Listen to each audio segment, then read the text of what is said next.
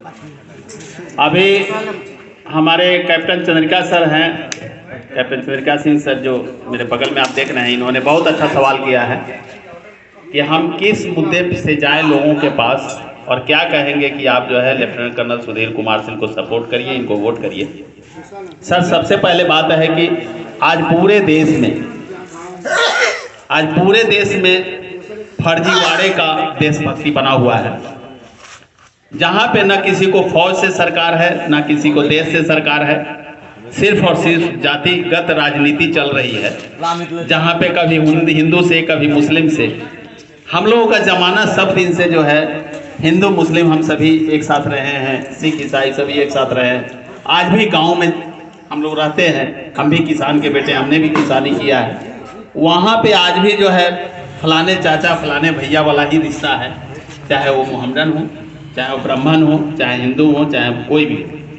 तो हम जो कहेंगे कि हमारा कैंडिडेट जो वीरों के वीर इंडियन पार्टी से आया है वो बिल्कुल खाँटी देशभक्त है, जो अपने ही नहीं बल्कि इसका पूरा परिवार फौज को समर्पित है। तो पहला सर ये क्वेश्चन ये होगा आपका, देश ये फर्जीवाड़े वाला नहीं, ये भारत सरकार का दिया हुआ ये मेडल दर्शाता है कि आपका साथी जो है ये देशभक्त है। दूसरा, एक चरित्रवान है जो कैरेक्टर लेस नहीं है, जो एक चरित्र प्रमाण पत्र दिया है तो भारत सरकार ने दिया है।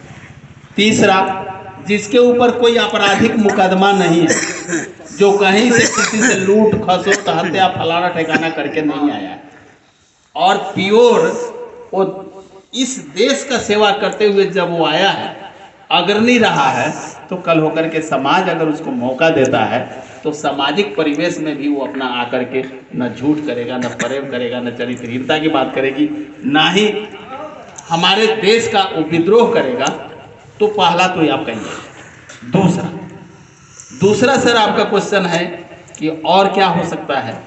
तो आपको सर याद होगा कि हमने 2020 में हमने एक नारा दिया था कि लेफ्टिनेंट कर्नल रीगा चीनी मिल से लेंगे पाई पाई, क्योंकि आ गए हैं कर्नल सुधीर कुमार सिंह भाई, याद होगा सर आपको।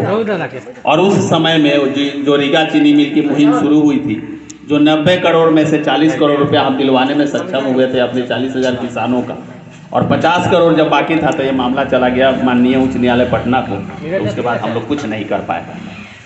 तीसरा, जो ये आप बागमती नदी का आप सुन रहे हैं, ये बहुत बड़ा मुद्दा है हम लोगों के लिए, बागमती नदी का, कि आप देख रहे हैं हम लोग अभी तक नहीं गए हैं और हम परसों जा रहे हैं। मैंने कहा कि पहले सारे नेता लोग चले जाएं, तब इस युवा का जो बेटा है वो वहाँ बागमती ललुआ में जाएगा, वहाँ पे सुगिया परदेसिया में जाएगा, जो मेरे घर से मुश्किल से 4 किलोमीटर है, और मुझे एक एक चीज़ों का वहाँ का बर्निंग प्रॉब्लम पता है।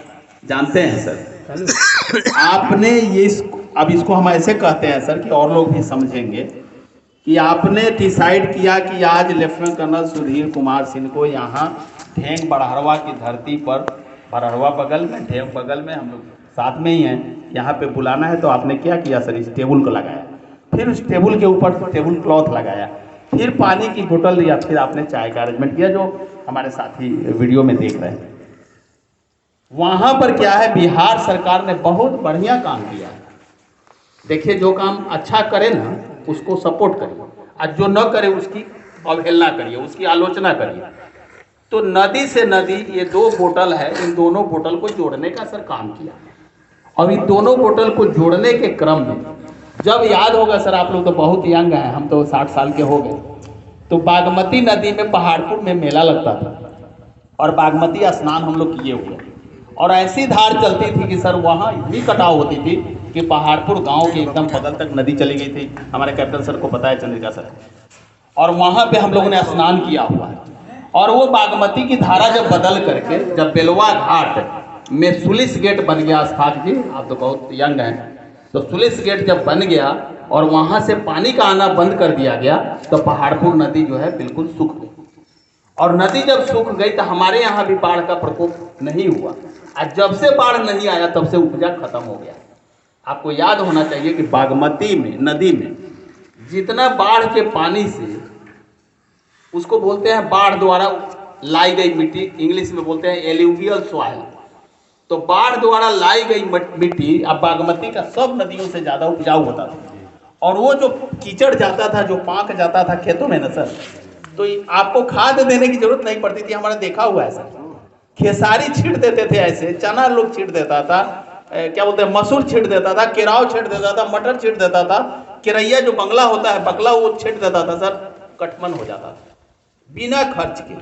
तो अब चूंकि सरकार ने बोला कि नदी से नदी जोड़ो की परियोजना है, तो ये जोड़ जब डिसाइड किया, तो आज इस जगह पर हम लोग बैठे हैं तो लगान दे रहे हैं ना सर। लेकिन अगर सरकार को जरूरत पड़ेगी तो हमें मुआवजा देगा, और मुआवजा कितना देगा, जो इसका उचित दाम होगा उससे ज्यादा देगा, क्योंकि हमारा घर द्वार बनाने में यहाँ खून पसीना सबका लगा है, तो वो भी आपको हर्जाना देना पड़ेगा, क्योंकि आपने तो ये डिसाइड कर लिया कि ये नदी को हमने मिलाना है।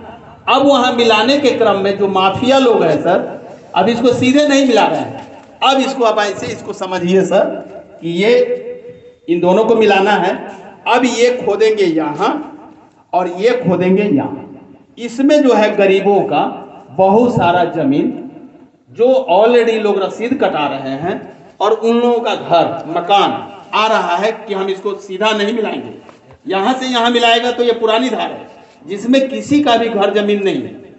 हम वस्तु स्थिति बता रहे हैं, लेकिन अब चूंकि आपको फायदा पहुंचाना है, ठेकेदारों को पहुंचाना है, माफियाओं को पहुंचाना है, सरकार को कमीशन लेना है, तो ये ले जा रहा है यहाँ और इसको ले जा रहा है यहाँ, और इसके बीच में हमारे गरीब भूमिहीन सबका घर उजड़ रहा है। तो इस पर जो है सरकार से हम इस वीडियो के माध्यम से भी बात करते हैं, मांग करते हैं कि ऐसा नहीं होना चाहिए, इसकी पुनर्निरीक्षा और दोबारा इसका रिव्यू होना चाहिए, जिससे कि हजारों परिवार जो है अपना घर न गंवा सके, अपना खेत न गंवा सके। तो ये हमारी मुहिम जो है, हमारे साथी लोग परसों हम लोग जा रहे हैं वहां पे, ये तो हो गया दो चीज। तीसरी चीज जो है, हम उस समय भी बोले थे सर कि शिक्षा और स्वास्थ्य। एक व्यक्ति चाहे वो गरीब हो, धनी हो, अमीर हो, उससे मतलब कुछ भी नहीं है, उसको क्या चाहिए सर, उसको शिक्षित परिवार चाहिए, उसको शिक्षा चाहिए। और जब शिक्षा का स्तर अच्छा होगा तो निश्चित रूप से सर उसको कहीं ना कहीं उसको अच्छे रोजगार मिलेगा।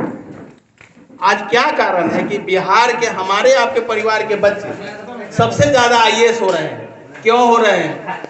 कि हमारे में बुद्धि है, हमारे आपके जीन में वो ताकत है, लेकिन वो यहाँ नहीं रह रहे हैं। किसी से भी पूछिएगा तो 100 में 2 बच्चे बोलेंगे कि हम बिहार में रहते हैं, बाकी 98 लोग बाहर पढ़ रहा है। नाम है बिहार का, क्योंकि हमारी संतान है वो। तो हम पूछते हैं कि वो शिक्षा का स्तर यहाँ क्यों नहीं? आज सुनते हैं कोटा में लोग जाता है, सुनते हैं कि लोग जयपुर में जाता है, राजस्थान में जाता है, दिल्ली में जाता है, BHU में जाता है। वो क्यों नहीं? वो व्यवस्था यह होनी चाहिए। तो एक शिक्षित आदमी होगा तो निश्चित रूप से अच्छा शिक्षा होगा तो उसको रोजगार मिलेगा।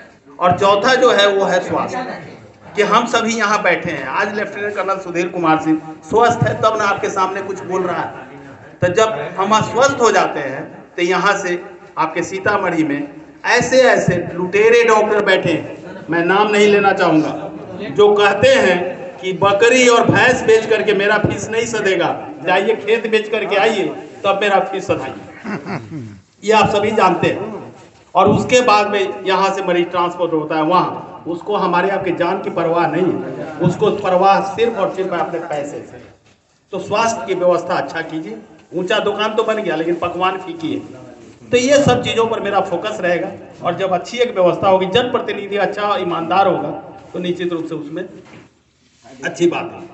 यही मेरा कहना था। इन्हीं शब्दों के साथ आप सभी को जय हिंद।